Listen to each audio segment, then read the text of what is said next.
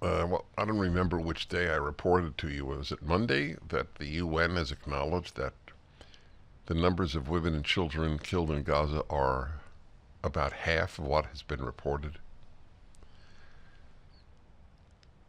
I was talking to one of my sons today. I was talking to both, but I was talking to my son who does a podcast, Aaron Prager, AP Unfiltered, AP for Aaron Prager. You ought to check it out. I'm very proud of his work. And we were talking about this. It's not on the front page of the New York Times. The numbers, and I said to him, yeah, I'm going to mention that. So what I said to him was, there will not be one pundit who charges Israel with genocide. There will not be one less demonstrator against this gigantic libel of Israeli genocide as a result of this. If the numbers came out that it was a tenth, nothing would change. Nothing. Jews were accused of killing Christian children and using their blood to bake matzah on no evidence. You don't need evidence to lie about Jews. If that's the whole point of the lie. The genocide libel is exactly like the blood libel. It is today's form of blood libel. There really is a genocidal group. It's called Hamas. It's called the Iranian regime. It's called Hezbollah. They announce, we wish to exterminate the Jews of Israel. We wish to exterminate the country of Israel. There's no parallel on earth. But Israel, they're charged with genocide.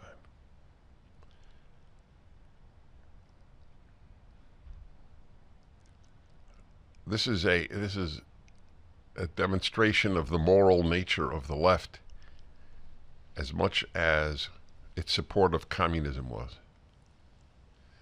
It's an evil world, the left. Not liberals.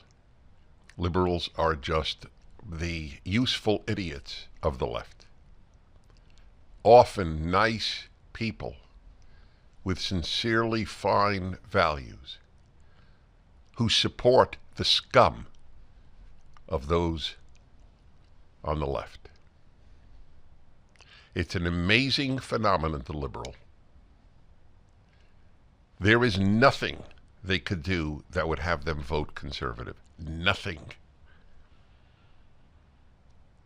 The liberal knows one thing politically: never vote right.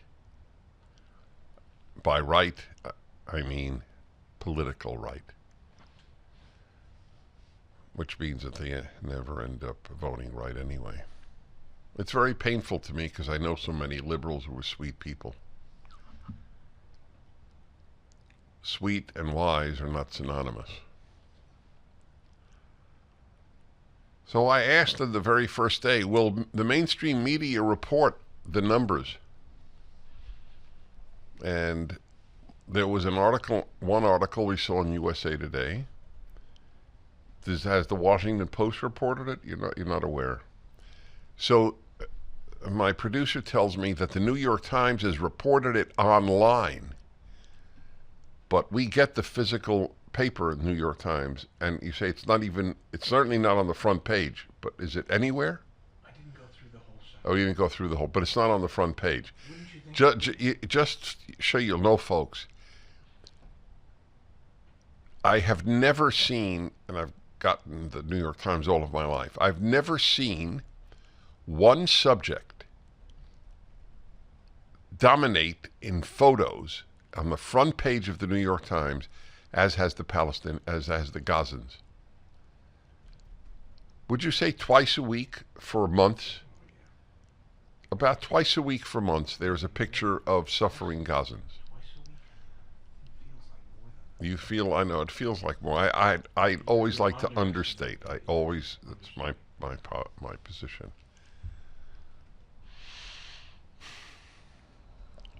Right. All the news that's fit to print. That's its motto. And the Washington Post's motto really is precious. Democracy dies in darkness. The Washington Post contributes to the darkness in which democracy dies. Major contributor. We ought to put up did we put up the news story about the numbers are half what? It's really important you send it out to people. It's a great example of a great test, not example. It's a great test of the commitment to truth of people in your life. Will they say, wow, that's important. Maybe this genocide thing is a lie. Or will they say, big deal, whatever the numbers, Israel's wrong. Hamas is right. Israel's wrong. For the full episode of the Dennis Prager Show, go to pragertopia.com, sign up, and become a full member.